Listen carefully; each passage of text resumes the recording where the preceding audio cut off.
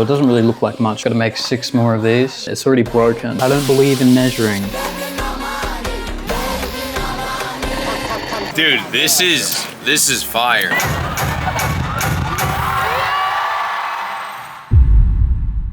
So just over a month ago, I reached out to Bbnomoney's team to ask if I can make him a custom KRISTOV outfit. He's doing an Australian tour, so he'll be here in Brisbane on November 5th. It's currently September, which means I have exactly 2 months. When I first reached out, I had no idea what to make. I didn't even think I would get a reply. So I'm pretty excited to be able to make something for an artist that I enjoy. This man wears some pretty crazy outfits, from cosplay to custom designer suits to literally nothing at all. That means I've got to make him something so nice that he sees himself wearing. His current go-to day fit is like a white tank top with an overshirt. If I can make something that slides into what he's already wearing day to day, that's the most successive outcome I can have with this. I've been hoarding all this denim for far too long. I'm thinking I start with a patchwork denim base layer using different shades and different textures. And then when I have a full pattern to work with, I'll layer it with another material before I start hand stitching. I wanted to do an outfit that he could wear on stage because that would be cool as fuck. They said that wouldn't really be possible. So I'm aiming to make something that he genuinely wants to wear, which makes me a little nervous because like he might not like it. He can hate it. I'm assuming if you're here, it's because you're familiar with Bbno. He collaborates with all kinds of artists, including YouTubers. This isn't really a collaboration. You know, I'm just doing this because, I don't know, because I can. And I do genuinely like his music, the whole vibe. He just seems like a fun-loving guy, so who better to sort of approach with the idea? And I'm just really hoping he likes whatever I have to make. Okay, hold up. Just before we keep going, I want to thank Skillshare for sponsoring today's video. If you don't already know, Skillshare is an online learning community with literally thousands of classes, from fashion design, sewing, photography, editing, basically anything creative you can think of. The platform is super easy to explore. Everything's organized into short, focused lessons taught by real working artists and professionals. You can jump straight into what you want to learn and feel confident putting that into practice. I've actually been using Skillshare to improve some of my own skills, especially in areas like textile design and drafting patterns. I've also been watching videos on DaVinci Resolve just to get better with editing my videos. What I enjoy the most is that it's a super practical way to learn. You can pause, rewind, go at your own pace, and apply everything that you learned straight into your own projects. But the best part about this, the first 500 people to use my link in the description or scan the QR code on screen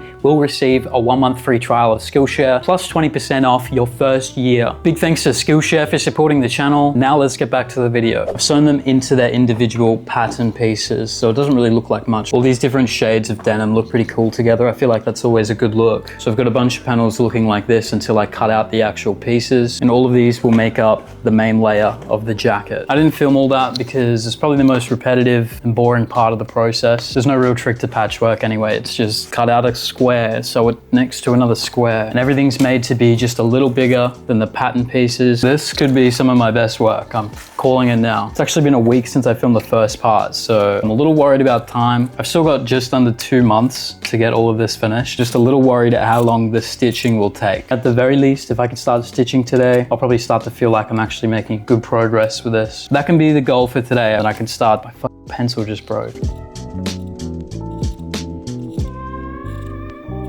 That's what an arm piece looks like. Gotta make 6 more of these. These are all the patchwork pieces. We've got the collar, the sleeves, the jacket front. Before I get all of this together, I want to layer each piece with another piece of fabric. So I'm using this cotton linen blend, just a thin fabric, which will make it easier to sew through. What if I told you by the end of this, it's not even gonna be blue? Okay, so basically, got these pieces all cut out to match the jacket pieces. I just wanna glue it on. That'll just keep everything together while I'm busy with it. A thin layer should be fine. It's got that wet dog smell.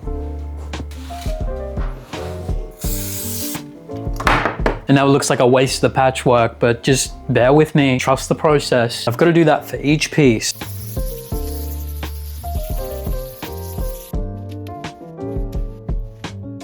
Now that's out of the way, glue all over my desk. I'm also just gonna add a zigzag stitch around all the edges. This will prevent the fabric from fraying, but also just keep those layers together. The glue isn't all that strong. Because I'll be handling the fabric a lot, it'll probably just wear off a lot faster. I've only got one shot at this to make the best piece. If I mess this up, my whole career might be fucked. Basically, I want to sand back this entire layer. Generally, I would go for the Dremel, but because this is such a thin layer of fabric, I want to see if maybe we can get a better distressed texture using the sandpaper. Oh, that's really soft. Okay, I do like what it's doing, but this is gonna take forever. Gonna try the Dremel.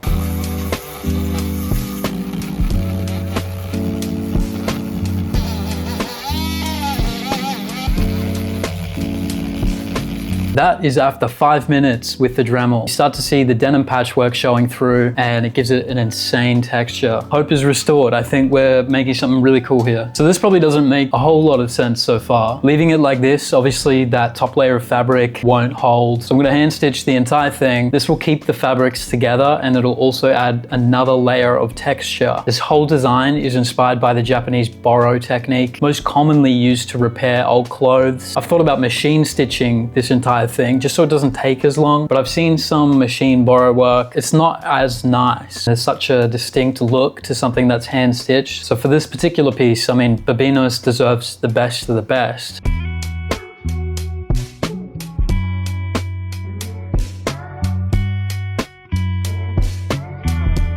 It's pretty much just doing that over and over and over again until the entire arm, the jacket body, everything is covered in running stitches. And that's pretty much what I'm gonna be doing every day. There's no way it'll take me longer than 2 weeks at most.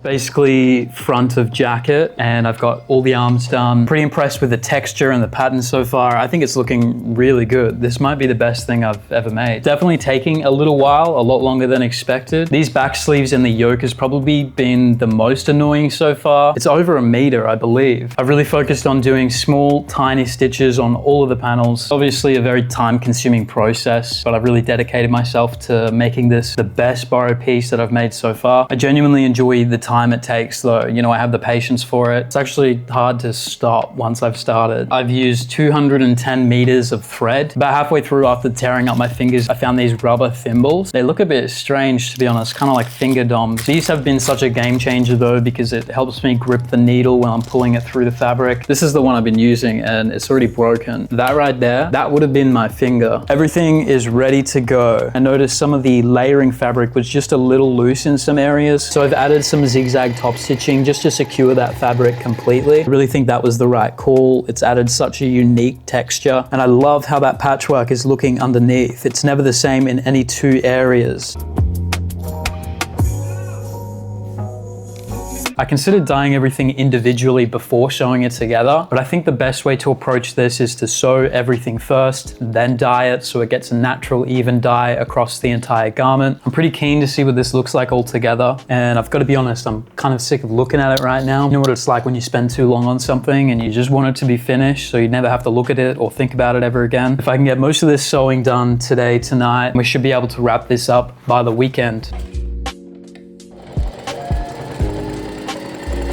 Time for the back piece. This alone took like 2 days to complete, and the texture on it is insane. I forgot how fast it is to actually sew the pieces together when it took me literal weeks to make this texture. For the construction, I'm using a straight stitch to sew the panels together, a zigzag stitch on the seam allowance to prevent fraying. Finally, I'm adding a top stitch to sew these seams down. We're gonna start dyeing the fabric. We're using wine red, Boro. Maybe Boro is just the translation in another. This suggests to like measure it properly. I don't believe in measuring. Look at how red it is. That's gonna work, right? I didn't do a test piece, so I don't know what color this is going to turn out. Thinking it might actually go like a shade of purple. I'll just have to keep mixing this just to make sure that the dye spreads. I let this soak in the dye bath for about 12 hours. I'm not gonna lie, I don't know if I fuck with this anymore. I've got until next Wednesday to finish it off, so I'm just gonna work with it. The lining is mostly complete. I'm just gonna sew these strips on the inside.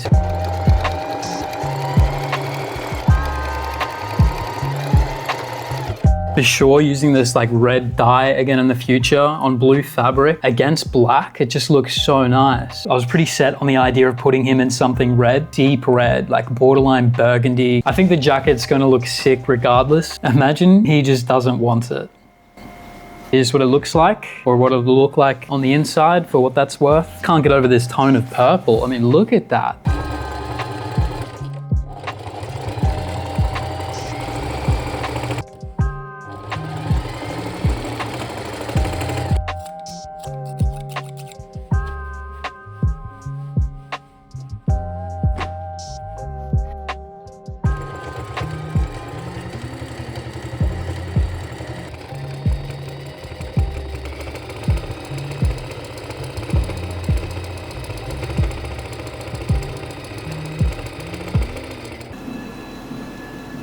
That would have been a cool montage, but my dumbass did not film all that. I started this well over a month ago now with a rough idea and a pile of denim scraps, countless hours perfecting the distressed texture through sanding and hand stitching. Domino's have sent me 23 text messages since I started this piece, just to finally present to thee the Bbno Boro wine-stained worker jacket. This piece is crazy. I cannot even believe I made this. This features a slightly cropped but oversized fit with a drop shoulder and a front zip closure, made entirely from recycled denim sewn into patchwork, the embodiment of a one-of-one custom Boro jacket made exclusively for Bbno money. This is a wearable piece of art. Forgive me for boasting, but like I'm impressed with myself. This looks great. Right before showing in the lining, I decided to run it through a dye bath again, just to try and deepen those tones. It's exactly what the finish is now. A nice deep purple. There are a few things that could have been executed a little bit better, I'm not gonna lie. Most notably where the collar and zip meet, there is a little bit of a gap, maybe because the collar shrank, or I was slightly off with my construction and it's just created that little gap. It doesn't take anything away from the finished design, but it's just something I noticed. And after trying this on, I think adjustable cuffs would have made such an improvement. Don't get me wrong though, I am really happy with how this turned out. I really don't think I could have done a better job in terms of creating that texture, the overall fit as well. It looks even better than the original idea, the original sketch that I started out with. And all I can really do now is hope that he likes this as much as I do. While this is my vibe, it might not be his. He could hate this. I'm just waiting for my partner right now before we go to the show. I'm a little worried we'll be a few minutes late, so hopefully that won't be a big deal. Jacket's ready. I was gonna take it on a hanger. They might not want me to take a clothing hanger in there. Okay, this part needs a little narrating. We ended up being 10 minutes late and I felt so bad, but the traffic was just awful. I also hadn't met Alex yet, so I didn't feel all that comfortable walking in there and having a camera in his face. Oh, what's up, guys? Hey, what's up, man? Alex.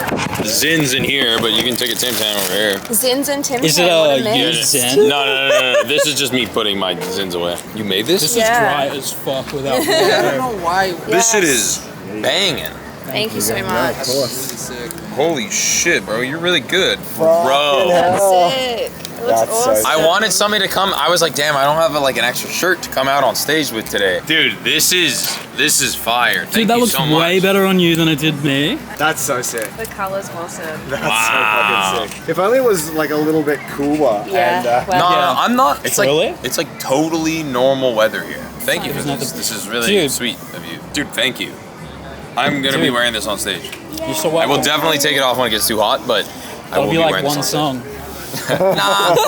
How about this? Why don't we say like every time I do a show in Brizzy, you make the fit. I'll make you something. Yeah, easy. Okay, basically, it was such a rush. I didn't film it, the traffic really. was so bad. The traffic We was were literally terrible. running. I didn't really film the meet that much. It felt kind of weird. Because it was so rushed, and then to just have a camera in his face. We got the Rebel vodka. We actually need them.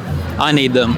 I actually need them. But anyway, We're dressed up as it happened. Jesus. That's so fucking. That is not Jesus. Oh no, there's Jesus. Okay.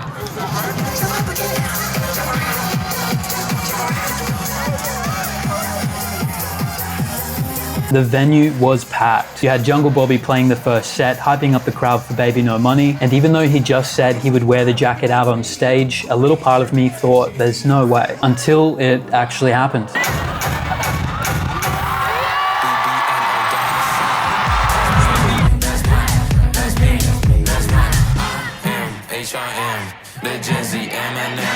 He came out on stage already wearing the jacket I made in front of 8,000 people. None of this was planned. When I started this, I really didn't think it would be possible to get him on stage in something I made, and it's something I'll never forget. He wore it for like the first 3 songs. Shout out to him because it was a warm night. I couldn't get the best footage because I was too far back, but there were heaps of photographers. So here are some of my favorite shots. This is probably the most fun I've had at a show like this. We had shoeies, cookbooks. Pork, sage, and onion burgers. Coolest part about this is knowing that there was a little part of me up on stage there and no one else knew about it. So yeah, that happened. That was genuinely a really cool thing to be a part of. Thank you, Bbno money and team. I really hope you guys enjoyed this video as well, and make sure you're subscribed or I'll come over there and do it for you.